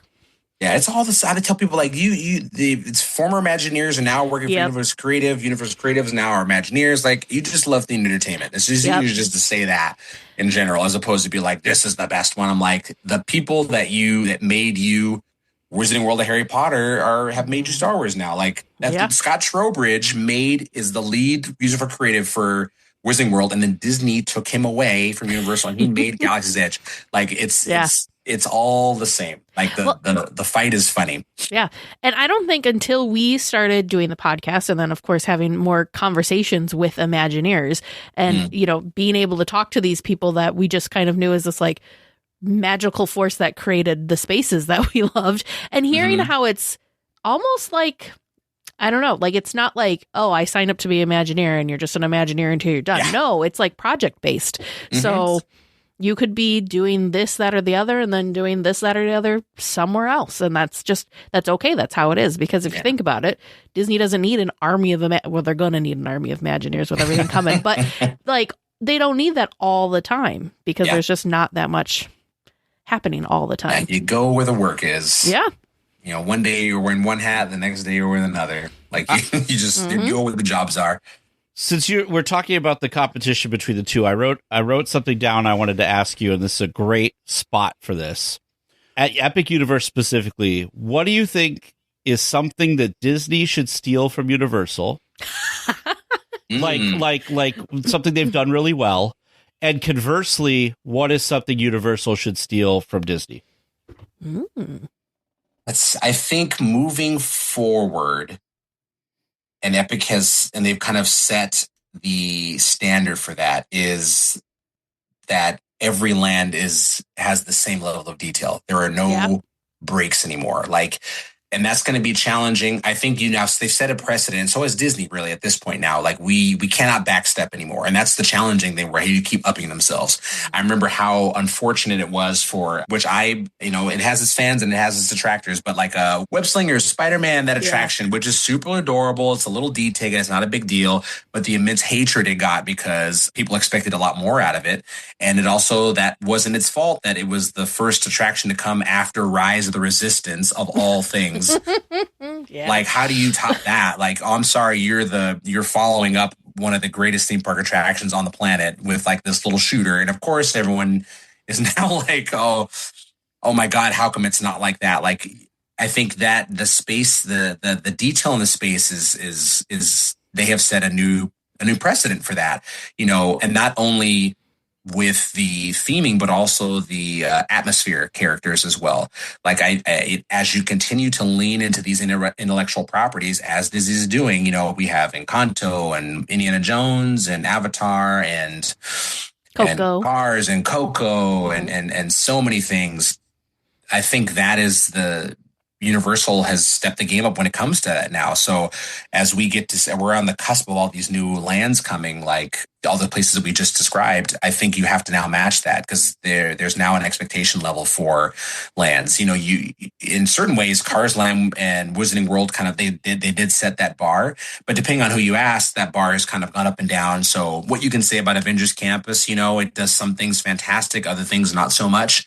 It varies. Some people will say it's great because it looks like a campus. Other people will say it's terrible because it doesn't look like it's as amazing as Galaxy's Edge, or Super Nintendo does. But if you're talking about the directive of trying to make it look like a campus where superheroes end up, it does. I mean, that's what it is. That's what it is. But yes, it is less. It's less bombastic, far less bombastic than Avatar because of all the rock work and the mountains and the water features and things like that.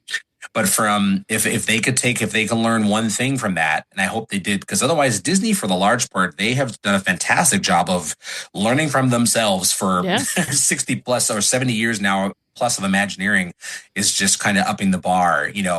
For the most part, Cars Land, wasn't too far behind Wizarding World, so they didn't necessarily learn a ton from it that they put into Cars Land because they're pretty close together as far as when they were released. But everything moving forward after that was like, and now you have these benchmarks that you need to go by. So if Epic can teach Disney anything, one is that every land has to match those levels. Because despite how I feel about how the lands are constructed, the detail across them is comparable. Like you feel like all of this was built with the same budget, by the same Imagineering team. So moving forward, that's going to have to be. And that'll also make the other ones feel a little bit lesser than, and hopefully you get to things like Tomorrowland, you can make some adjustments on that. But every new land has got to be top notch. On the Epic side, I think looking to Disney, they need to lean more into the immersive nature of a lot of their attractions. And I think they like how you were putting it, they did a really good job with like Monsters, doing that kind of now. It's not just screens, but lean into it. They have a lot of really fantastic creative individuals at Universal that are making these amazing audio animatronics, and lean into that. Get further away from these screens, use them when necessary. It's important to have those physical things there, especially as technology is getting us more and more away from, like active tactile things that you can see and you can imagine touching, and things that look like they're dripping or they're wet or they're shiny. Like there's the physicality of these experiences, or having physical things that you can interact with or see, and you can imagine what they touch or what they feel like. I think they need to go into that, and they're starting that, which is fantastic, but I want them to lean in. I'm not sure what's coming next for them, but anything that has to do with screens, to just be careful. If they're already known for that now, as like that's kind of a knock against them, this is your moment now to kind of really start to push that away from them so that you can start to carve out a different identity that matches it. Audio animatronics are fantastic for a number of reasons. They have their issues, of course, where we have to, they have their breakdowns and whatnot like that. But I think you all can answer this question probably yourselves. I would much rather have a ride filled with audio animatronics that has breakdowns every once in a while than having an all-base screen ride with none of them in it. Mm-hmm. Like, I'll deal with the breakdowns on my own because at least I can see that they committed to this way of storytelling as opposed to letting a screen do all the heavy lifting for it. The screens and attractions, they should enhance the attraction, not be the attraction. In certain cases, yes, that was a big thing with them building the original Soarin', where, we were going to actually have you fly in a dark ride through these spaces. But, no, the actual screen works a lot better in immersing you into, what we're trying to storytell. I'm very interested in what people are going to be thinking about of the Avengers Infinity Defense ride, which will be a heavy screen-based attraction. And it's not necessarily because Disney is trying to like cheap out or anything like that or not do animatronics. I've been already trying to set the defense for that because I know it's coming. The internet is going to lean into them so hard about that. They said, this is just Transformers. And I'm like, yes, but I tell them, one, Disney has never made an attraction like that. So you can't. We've never made a real all screen based experience through a dark ride before. Usually they'll have something like that, but they've also said they've committed to large scale sets. So you will get large spaces that have set pieces in them as well to complement the screens. But I know that's going to happen. But I've also trying to remind people the action and energy that you are familiar with in the Marvel Cinematic Universe cannot be recreated on an audio animatronic scale yet. Very true. Could you imagine? Yes, we cannot. There is no audio animatronic that's going to an Iron Man that shoots blasters at Thanos and knocks him on the ground. That's not a thing yet. Not in our lifetimes. That's the theme park in the year 2200 or whatever. I don't know. So a lot of it screens because that's what you see these Marvel films in theaters and the action that you see on the screen can only be reproduced through screens. If we made some animatronics, and I'm sure there'll be a couple in there, but there's just nothing that can recreate that other than a screen yet. And I'm hoping that people will realize that and not bash them for making a screen ride because that's the only way to make a Marvel experience that is as energetic as the films are. Mm-hmm. All of the action in Mission Breakout is them on a screen. That cannot be done that way. While it's great to get a pre-show with Rocket, or you get Iron Man and Avengers Flight Force in Paris, that really great animatronic of him. Mm-hmm. You're going to have some screen-based stuff. So I'm hoping that Universal leans into that now. I know there's rumors about putting Zelda in there or Wicked, or things like that. I make a Glinda and Alphabet audio animatronic. I do not want to see them on screens if I don't have to. Give me the beautiful outfits they wear. Give me a really fantastic figure. Really lean into it. Because if Monsters Unchained or Monsters Unleashed is any indicator of what they are capable of, then I want them to go head first into it now at this point. Because up until that point, and certain parts of the Ministry attraction, I didn't think Universal was actually even capable of doing things like that because that just was not their forte. They leaned into the screens more than anything else. But now we see that they have gotten to a point now, and whether that be just the money they're able to play with or Imagineers that work with them now that didn't used to, it's time for them to really carve out these spaces because I think Disney still beats them when it comes to dark rides. And I think they have the ability now to match that. So I'm hoping any future projects that they can learn those two things from each other. And I think they will. I think that is coming, with the money that Disney's utilizing that they're investing in the parks at $60 billion that's going into villains and Avatar and Marvel and Coco and Encanto. I think we're in for something really special, which is exciting. And that they'll find a way to both utilize audio animatronics and screens together. They showed that concept of the whole Encanto of the Madrigal family all together and that concept. They had better all be there as animatronics. I don't want to see that on a screen. Now, if you have to do it a couple times on screen, sure, but I want that shot to be all active figures of them. How great would that be? So fingers crossed, crossed. Mm-hmm. So one thing that we've kind of talked about that Disney, I feel like maybe they won't, or maybe they just don't care, or maybe it's not, on their radar, but something that Universal did and continues to do very well is the interactiveness that you have in the Wizarding World lands with the wands. Because you could just go back there and spend the entire day casting spells and making different things come alive. If you were in charge, how would you bring that into a Disney park? Because I think maybe that's the hard part is it makes perfect sense with wands, but how do you then bring that to life in a Disney park to have that same interactiveness with the land? Yeah, I'm hoping, because what I'm hoping that they don't do, and there's space for this and space for not, depending on how you feel about it.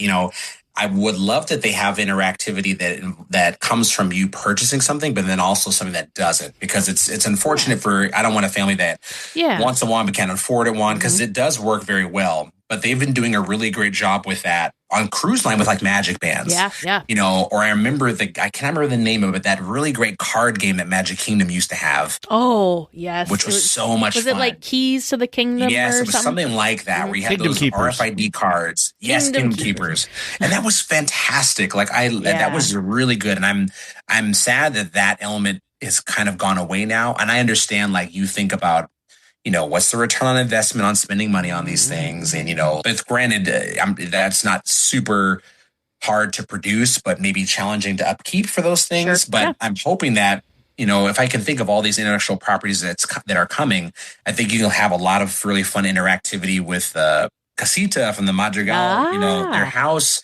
There's so many opportunities for that, because the film, Mirabelle definitely communicates with that house. While it doesn't necessarily speak back to them, she actively asks it to do things, if there's some kind of fun nature to that, or even if something as simple as the queue for Peter Pan's Flight in Florida, with the, how you can move with the shadows and things like that.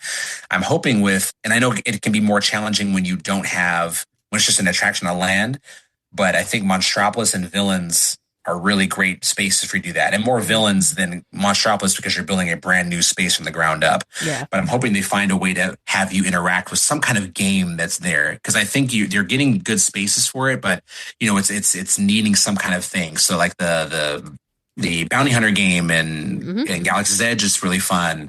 They have on the Disney Destiny a Haunted Mansion game where you find ghosts that are hiding throughout the cruise ship, which is really delightful. All of the wand activity is fantastic. To find ways to lean into the IP. Like, what do these characters in these films do that I also would love to do? Yeah. That's fantastic for Wizarding World. Like, I want to make things move when I want. I want to cast spells. I've seen my favorite characters do that for all these movies. I want to do it too. And Star Wars doesn't have as much of that, other than maybe using the Force. That would be one way to do that as well. But to find ways to have that kind of interactivity. So I'm hoping that it's something to do with villains. Whether maybe you're helping a villain or something like that would be really fantastic. Because despite the fact that they are villainous, people really do love them a lot, and maybe they want to help Dr. Facilier entrap somebody in his parlor or whatnot. How fun if that's your favorite villain to do that, or ways to interact with the Casita in the Encanto experience that's coming up. It works really well when you have a new land. So I'm hoping that those two specifically, and maybe a little bit of Monstropolis, whatever they could add to that, because they have a fun way of doing that. If you ride the hide and go seek attraction that they have in Tokyo Disneyland, where they use flashlights to find monsters, maybe that's what it is. But even if the land just has ways to reward your exploration, there's parts of the Wizarding World where even if you don't have the wand, walking up to windows and looking into them, you're rewarded by seeing some sort of movement or a character or some sort of thing that you would have never seen if you didn't get close to the window. Yeah. You want to create a space that rewards you for staying in it longer, because you have those people who are just there to ride attractions, and that's great. They're going to have a fantastic day. But for people who are like my wife, who could care less about the attraction, she more is like, we mentioned, the vibe chaser. They're the person who soaks in the details. So, you want to make it so that if I'm going to spend a lot of time here, I want it to reward me in a way that I feel empowered. The more I find, the more I'm going to look. essentially. So the more that is hidden there, whether I get to make it move or not, popping up to a thing that has it like move, or maybe it's got like some sort of visual recognition where it like it matches my eyes or my face. So when I move, it moves its head back with me. Something like that is important because these lands are ripe with that. And if you could build them from the ground up, you have far more opportunity to do that than something that's built into a space already. But yeah, finding the right IP is the best thing. And Universal has been great. Like they have really keyed in on intellectual properties that really allow for that to happen. So whether you're getting coins in, Nintendo, or you're, moving things with your wand, you're creating like the lightsabers are great. They just, other than if you were hacking something down to bits, there's no other real strong way to interact with those at all. Yeah. So finding that, I'm hoping there's some kind of nugget with Villains Land, I think, is probably the best opportunity for that because you're dealing with a space that people walk through and experience. I know Cars Land is hard for that because it's a world for cars. We're kind of visiting this space and it's not made for us in a way. But Villains is a space that anybody can actively occupy, and finding ways to like key into those characters, whether it be doing something with apples with the Evil Queen, or magic, close-up magic with Dr. Facility, or something that rewards you for the exploration is great. And I'm glad that you mentioned that because I've never done the wand thing. Mm-hmm. So while I've enjoyed people doing it, I've enjoyed it on a level where I'm happy that they put it in, but it certainly was not my first thought. But it's a great example of what Universal has been really great at keying into, and I know they're not necessarily choosing their intellectual properties with that in mind, but they have the right team of people who are finding the opportunities that exist within these IPs to create those experiences. So I'm hoping that Disney can look into that too. Because I've never had a wand. I don't plan on buying one, but it's so fun to just be walking through and seeing people interact with the space. Yes, yeah. And I appreciate that because I think I was explaining to someone else about theme parks in general, whether or not you enjoy one thing or the other, you get little bits of I'll say little dopamine hits. Of aspects of theme parks, whether you enjoy them or not. So I'll give you a fun example. Like you walk down Town Square and Main Street and you see a little girl dressed as Minnie. While you're not necessarily a character person, that is going to give you a little serotonin bump. Like that is so cute. Oh my God, look at that little girl. Even though you are not a character person at all. You keep walking down Main Street and you hear the Dapper Dan singing. And you're like, oh, they sound nice. Like, even though you aren't going to stop and watch them, you're getting something from that, whether you realize it or not. Or you're not a parade person, but you're running to Space Mountain and you hear that Paint the Night music and you're kind of bopping your head to it. Like, you're getting little bits. Even though you are not that type of theme park goer, you're appreciating details whether you realize or not. So even though I'm not a wand person, when I stop and I'm eating my little snack in Wizarding World and seeing kids or adults moving those things around or seeing people walking around dressed in robes, like I'm getting something from that. They are adding to the land by just existing in it and interacting with it. How different would that land be if you walked in and you were the only person in it? Yeah. You'd be impressed by the details, of course, but it would not feel nearly as alive if it weren't for people enjoying it. Whether or not they're eating the food, interacting with characters, taking pictures, moving things with wands or hitting coins, like all those things add to this the overall theme and placemaking. And I think that's a great job for Universal Creative and Imagineering to create spaces that people also enjoy because the people that are enjoying them are also helping making the land feel that much more alive. Yeah. Now, one thing where Disney, I think, did a pretty okay job at this recently was the key to Disneyland and and the Magic Band things where, I mean, some of them were kind of simple, like in Frontierland, you hit it, you get the card and it makes some noise. But in Fantasyland, there was that little section by the castle that the little doors would open and stuff. Yes. Why can't Disney, a great location for this would be, and maybe it's because it's a traffic jam situation, but the windows on Main Street. Wouldn't it be cool if you put your Magic Band there and that would cause it to animate instead of it just manually animating? That would be cool. That would be an opportunity. And or again, Toontown, could you imagine all those chaos that you could have happening in Toontown? But the key to Disneyland, it was pricey, but it was so cool to kind of get you. It draws you into the lands, each land, because you got to go and do the thing. They all do different sounds. I wish they would have done something different with the pins. If you wanted to collect all the pins, I think there should have been a way for you to do that without having to buy however many keys, because that's kind of seems silly and wasteful in some ways. But I think they did a good job with that. It didn't fit in directly with the theme necessarily, like the wands in Harry, whatever. But like the key and the magic bands and making things come alive, I thought that was all really cool. Yeah. And I'm very happy that they made even at the key, like Disneyland as a whole has separate areas and lands. But I appreciate that the theming they went into making the keys looked like they belonged in the spaces. Yeah. And sometimes just a color palette, like, oh, this looks like it belongs next to Winnie the Pooh, or next to Tiana, or it's themed very heavily because, okay, we're putting one in Galaxy's Edge, so it cannot look like those other ones. Even that, because for people that, if you were to walk into Toontown and look at that keyhole over there, it looks like it belongs there. Mm-hmm. So like someone who would walked in for the first time wouldn't think, oh, that is out of place. Like it feels like it's a part of that area. So I appreciate that someone took the time to do that, because otherwise, you get all these key locations and if they all look if they're all the same color, I kind of equate this to when they design our trash can. The trash cans for Disneyland, right? Like they could have very easily made a very generic black trash can that just existed in every single land, and people would just accept it because that's just the trash can. Like I'm not thinking about it a ton because I just need to throw this trash away. Mm-hmm. But every trash can is themed differently depending on where you are. And if you can find that kind of same way that you did the keys to find other things where you can create something that the whole park can enjoy as opposed to just a certain land, that works well.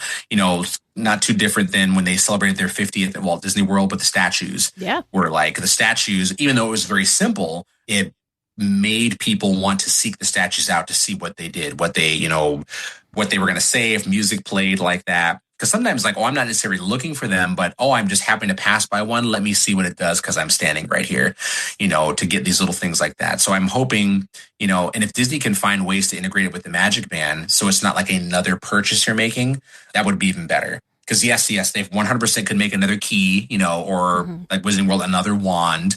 I was mad Universal made another wand for you to buy that did more. And I'm like, oh my God, you guys, Well, the Magic Band, they did the crazy Magic Band thing too. Yeah. Uh-huh. Well, at least us at Disneyland, we just have the one. We never had the original, just the plus. That's because we were so far behind on that for some reason. Yeah. Mm-hmm.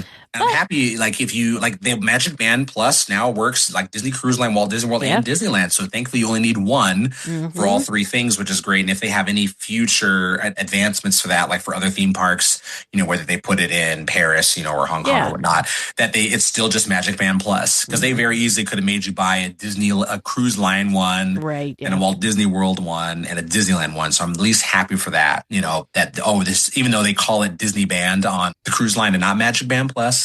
But I get why they do that. That's for international markets. But the same thing, because those other parks, they don't know what a Magic Band is. Like, it's a very different thing. So I only know, I live in Europe. The only thing I know is from Cruise Line is Disney Band. It's like, okay, we'll just call it that. It's fine. But I'm hoping that they find ways to integrate it so that you're not buying that key. Because everyone that I loved about the key, like you were saying, it made people explore Disneyland more than they would have naturally. It made you look into these spaces, made you dig a little bit deeper. It almost turned into a fascinating like scavenger hunt where people were coming up to cast members like, hey, do you know where this key is at? Like, I can't find this key, and I had my daughter go for her birthday and she brought two friends and we bought the three of them keys. And that was a huge highlight of the trip. It's just finding those keys throughout the park, and kind of saying, oh, there's a key in this area, you have to look for it. And they got excited who would find it first and they would run to it. So it was great. And I'm hoping there's great ways to integrate that, especially if you can find a way to theme it to the intellectual property. But even something, if it's just generic, like a key, perfect. We had so much fun talking to Philander. We're going to finish our conversation with him next week. In episode 222 and 338, we spoke with Debbie and Steve with Designer Park Co. about their rope drop park view and single rider bags and more that we use and love. I actually just got a pair of their brand new sparkly crystal covered ears. Super comfortable, super adorable. But if you've been wanting to get one of those park goer bags for yourself or one of the new sets of ears, you can use our promo code DLWeekly to get 10% off your purchase at designerparkco.com. And now, the world famous backside of water! Not to be confused with the backside of trivia, which is where Tag and Teresa hide all of the answers they totally meant to say. Welcome back to Trivia Land, where we are going to find out the answers to these awesome questions submitted by our new contributing listeners. Tag and Teresa, how do you feel you did tonight? Not very good. I would be shocked if we got one right. I don't have high hopes. These new listeners they're not nice to you. They heard the call for some stumpy questions and they took it seriously. Stumpy questions sounds like they're like cut off somewhere. True. I need to workshop that one. But all right, let's get to it. Your first question from listener Naomi. Behind the register at Engineer Souvenirs, there is a sign that reads, "Blank days since our last dissatisfied customer." How many days does the sign show? Tag said 1,313 or 1313 for the MM reference. Teresa said 1992. The correct answer that I was looking for was 7,171,955 days, which, if you write it out, is 7/17/1955. Oh. See, I knew there was a hidden something in there somewhere. We should have known better. And for anybody listening that didn't quite catch that, that's opening day Disneyland. We had the wrong hidden somethings. Yep. Your second listener-submitted question from listener Paul and Chris. In Toontown, there is a window dedicated to Jiminy Cricket. What is listed under his name as his job? You answered, stumped. The correct answer that I was looking for was Jiminy Cricket, motivational speaker. There we go. Oh, that would have been good. Yeah. No Foolin' Incorporated. Boy. Sticking on that Jiminy Cricket theme, listener Michael said, in Pinocchio's Daring Journey, what carnival game are Honest John and Gideon playing? You had the right game, knowing that it was the testing your strength with hitting the thing with the mallet and sending the thing up to strike the bell. And I told the whole thing about the trick of watch the carny, make sure he's not leaning on the string. But you didn't know the game is called High Striker. Oh, yep. That I definitely learned. Weren't even close. New. So I'm giving you half credit on that one. I mean, you had it. We'll right. take half credit. Vern, we need to have like Carney Corner with you, and you can tell all of our listeners how all the different carnival games work. I was a full-time bartender for 16 years. Every time the carnival came to town, where do you think they go after hours? I learned all sorts of cool stuff talking to those guys. And your last listener-submitted question from listener Jim H. Station to station, how many left turns are there on Space Mountain? And how many right turns? Tag said 9 to the left and 12 to the right. And Which I don't even know if that mathematically makes any sense. But And Teresa said 12 to the left and 20 to the right. Sounds like a dance, like a line dance or something. The correct answer that I was looking for was 4 left turns and 14 right turns. 4 and 14. I was closer, and then mathematically that doesn't make any sense, but yeah. And as I was looking at this question and then doing some looking around and double checking and whatnot, James and I were talking it over and we're like, yeah, you're pretty much just constantly corkscrewing. Yeah. That's crazy. Yep. But when there is a left turn, it feels even more dramatic because you're so used to going right. Yeah, you know? You've been going right for so long, you just get whipped. And yeah. Well, now, wow. I'm going to have to pay attention next time we ride and count the 4 and the 4 and the what? You got to find the 14. Is I think 14. Yeah, because odds are you're going right, but where's the where's the 4? That's the question. The end, you take a left to get back into the, don't you? Like when you go into the tunnel and then a right into the station. Yeah. And then there's the 3 at the top because I think you go like 1, 2, 3. But see, that's There's hard no because left hands in the whole but see, thing? that's the question though, because when you turn like around, is that whole thing one left turn, and then is this a whole left turn, or is this a left and like it waits Yeah, I for a see what you're straight? We'd saying. have to figure that out.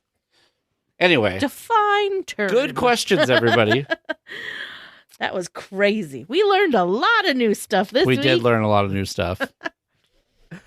Well, listeners, how do you think they did? How did you do listening at home or in your car or goofing off at work or wherever it is that you listen? If you've got some great question that you think is really going to stump them next week, please feel free to join the ranks of our awesome listeners that send us questions by sending that in to dlweekly.net/trivia. Well, we will be back next week with more Disneyland news and information. Until then, go out and enjoy the parks. A special thank you to Sidel for editing the podcast, Andy Mack for all the wonderful character transitions, and to James D. and Aaron C. for supporting at the Club 33 level. Hello, I am Baymax, your personal podcast companion. On a scale of 1 to 10, how would you rate this episode? My scans indicate you have been a good weekly tier. Have a lollipop. Now excuse me while I let out some air.